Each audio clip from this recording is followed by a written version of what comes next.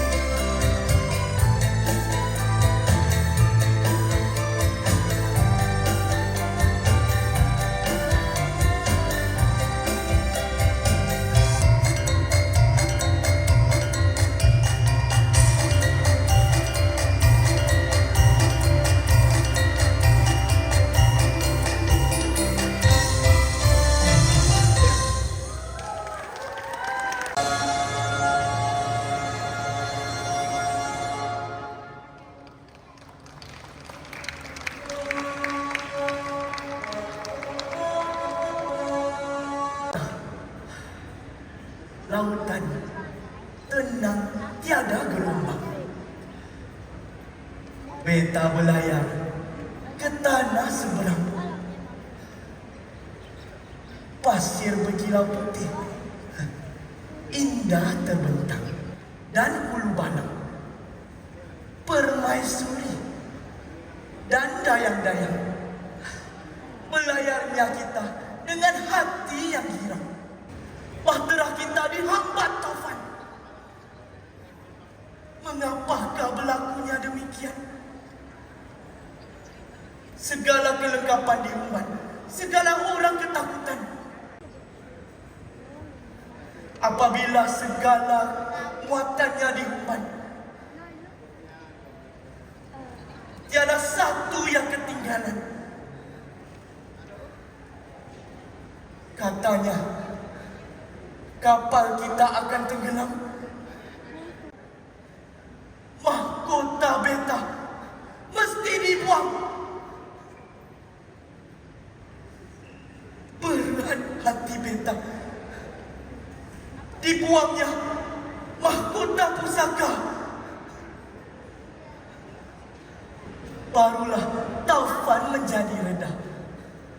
Barulah laut berhenti bergelora. Barulah bersama kita dengan pelayaran kita. Putih pasirnya, hutan tebal di belakangnya. Dengan semangat beta berkata, ayo kita memburu makanan pertama kita di tanah yang baru. Di hutan kita berjalan. Tiba-tiba binatang tangkas berlari di hadapan. Lalu hilang timbul di celah tumbuhan. Terus kita mengejar ia sehingga ia memalingkan kepalanya. Seolah-olah ia menakutkan kita dengan ngauman kuatnya. Diberitahunya kepada beta, binatang serupa itu seperti singa yang disebut-sebut. Tidak ada yang disangsi lagi. Tempat inilah yang terbaik dibuat berdiri. Beta, sang nila utama, gelarkan tempat ini sebagai Singapura.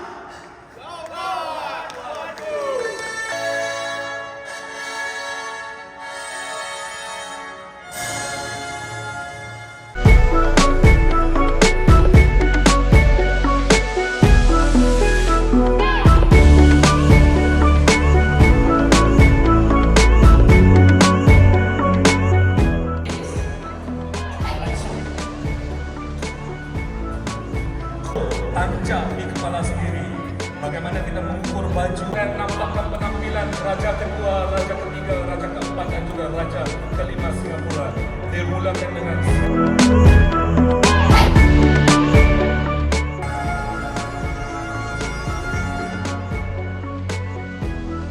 Daulat kepada Yang Maha Kuasa alam semesta. Berkat daulat kepada yang di hadapan kita. Berkat daulat membuka bicara.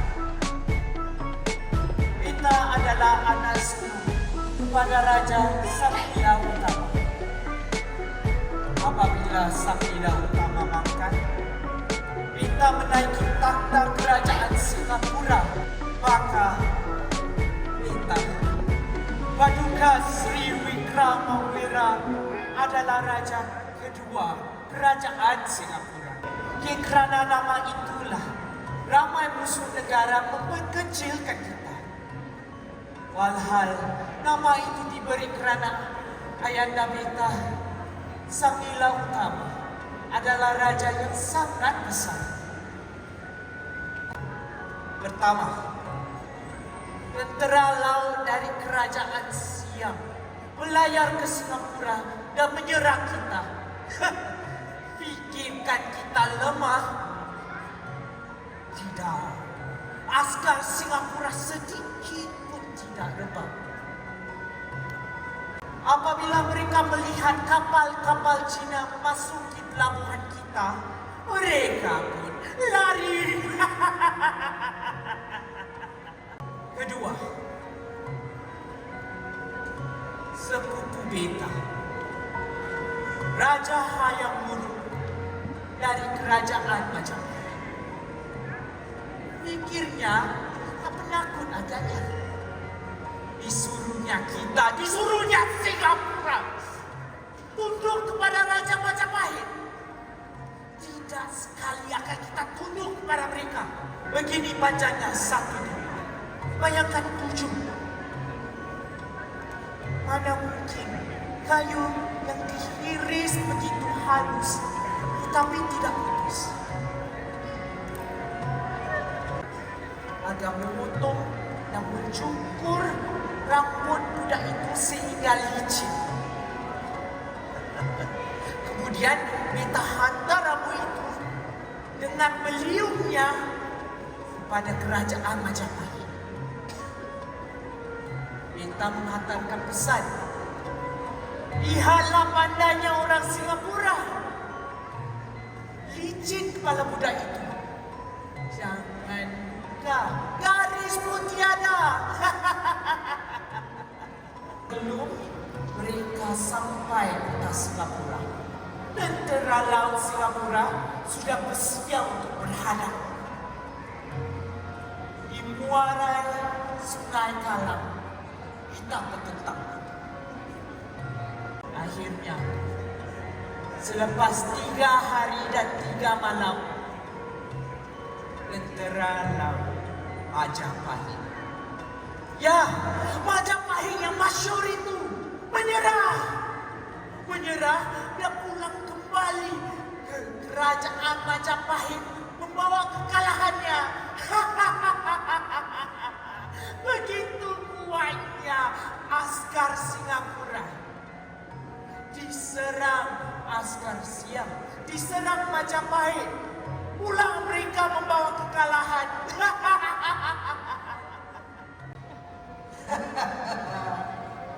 Begitulah kepewiraan Hayata Beta, Aduka Sri Wikramawira. Oleh kerana kepewiraannya, Singapura dikenal dan disegani. Anak sulung pada Hayata Beta menaiki takhta dan menjadi raja ketiga kerajaan Singapura. Semasa pemerintahan Beta, kerajaan-kerajaan lain sudah tidak berani menyerang Singapura. Beta sangat berbesar hati kerana Beta mempunyai seorang hulu balu teramat gagah yang berjaya mengatasi ujian-ujian ini. Seorang kuat dari kerajaan Kalinga bernama Nadi Bijaniaga telah datang ke Singapura untuk beradu kekuatan dengan Badang. Di bawahnya muatan harta 7 buah kapal sebagai taruhan. Jika dia kalah, harta itu akan diberikan pada Beta. Maka Badang melawan dengannya. Dengan mudah sahaja dia mengalahkannya. Kemudian dicabar Badang untuk mengangkat batu besar. Nadi dapat mengangkatnya ke paras lututnya, tetapi Badang mengangkatnya hingga ke atas kepalanya, di lambung-lambungnya, dan dicampakkan ke kuala Sungai Singapura. Seorang hulu balang dari kerajaan Perlam bernama Benderang juga datang di sini untuk menguji kekuatan Badang. Pada malam sebelum pertarungan itu, Beta adakan keramaian untuk menyambut ketibaannya. Benderang duduk di sebelah Badang. Dan dalam masa yang bersukaria itu, dia menindih pahanya ke atas paha Badang dengan sekuat hatinya. Badang dengan mudah melepaskan pahanya. Maka tapi dia tidak dapat dilepaskan dari tindihan Badang. Keesokan harinya berterang tidak jadi melawan dengan Badang dan meminta izin untuk pulang ke Pelang.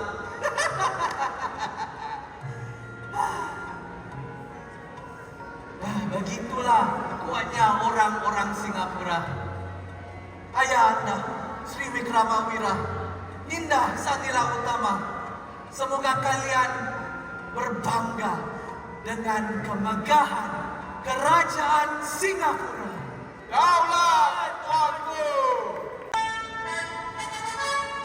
Berikan tugas sekali lagi untuk raja-raja kita.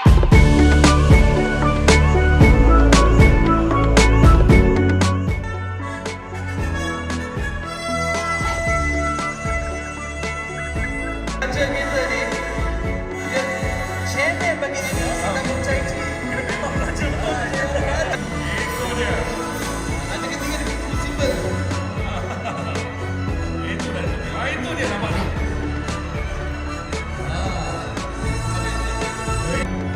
Let's go. Ya, amat kan. Ekspresi bukan hanya daripada muka juga. Nampak tu, mereka dia mahal.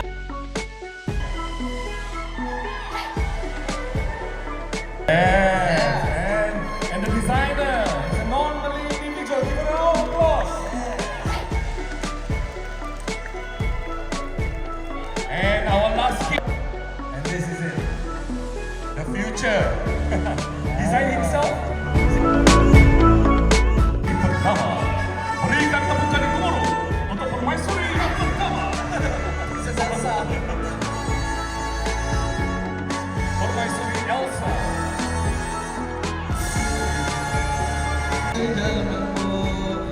Satu beza dia tadi.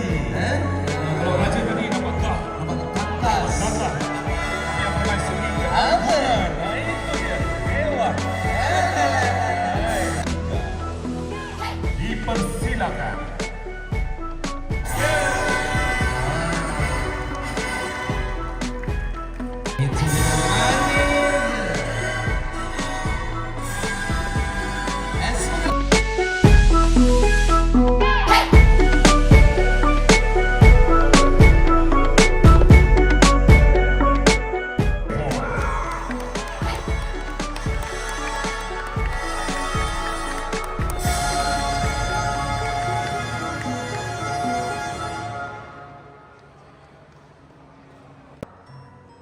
Daulat Maha Kuasa alam semesta.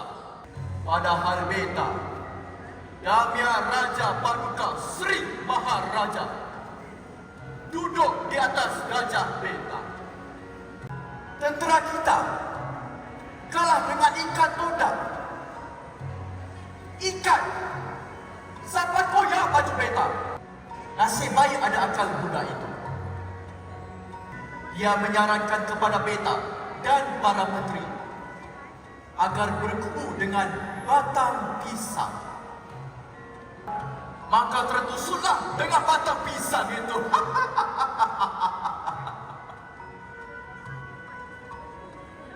Maka selamatlah tentera beta dan orang-orang Singapura. Bukan itu sahaja. Selepas itu, berpestalah kita dengan santapan ikan yang terlalu banyak bilangannya. Hampir sahaja beta ingin melimpahkan kurnia yang tinggi dengan budak itu.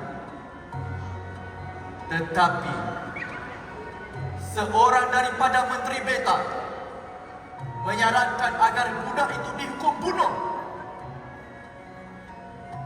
kerana dia masih kecil lagi. Sudah pandai akalnya. Apabila dia besar nanti, Bagaimana dengan kebijaksanaannya? Tentunya merampas takhta Beta. Ini kerajaan Singapura.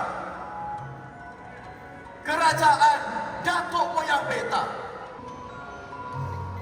Benarlah kata menteri itu. Dengar semua. Tangkap budak itu. Rantai tangan dan kakinya. Bawalah dia ke tengah laut dan bunuhlah dia. Bunuh! Bunuh! Begitu calang sekali dari kehadiran Sang Nila Utama ke Temasek ini, menubuhkan kerajaan Singapura yang berdaulat dan berjaya. Irana Wikrama mentadbir kerajaan Singapura sehingga disegani setiap kerajaan di pelosok negara. Beliau berjaya mengekalkan kedaulatan negara. Isteri Beta Dang Anung, anak kepada Sang Rajuna Tapa, telah berlaku curang. Berdebah sungguh. Malu Beta dibuatnya. Maka Beta memalukannya juga. Dihukum bunuh di tengah kota dan disaksikan oleh setiap rakyat jelata. Bukan saja Dang Anung, ayahandanya juga, Sang Rajuna Tapa, telah menderhaka kepada Beta.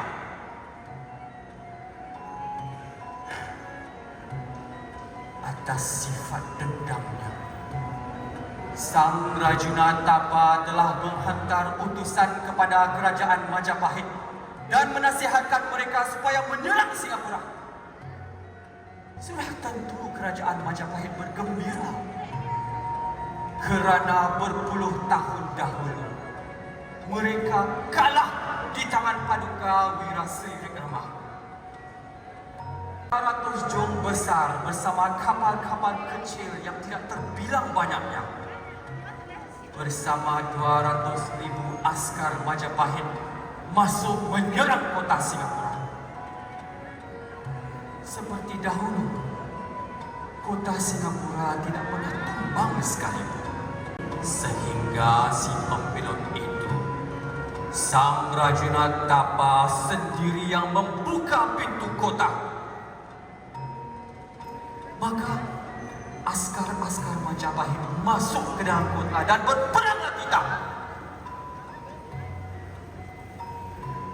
Jika tidak kerana si pembelot itu, tidak mungkin Singapura jatuh. Berundurlah kita ke utara, di mana Beta akan memulakan kerajaan yang baru dan lebih masyhur dan makmur dari Singapura. Wahai Ninda Sang Nila Utama, kini Beta akan memulakan kerajaan baru seperti mana yang Ninda lakukan dahulu. Di sinilah Beta akan meneruskan kedaulatan kita. Beta Parameswara adalah raja pertama kerajaan Melaka. Daulat waktu.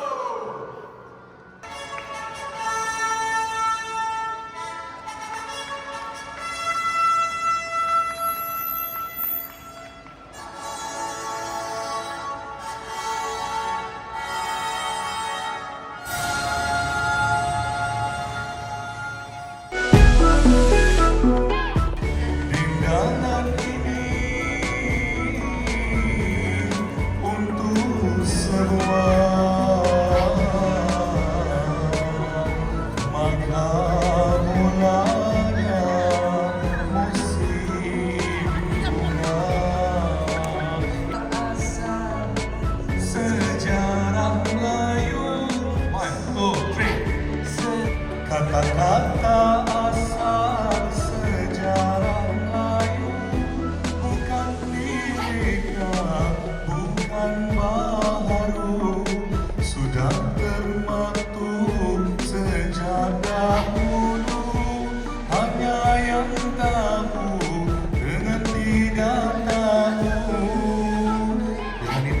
siraman dondor.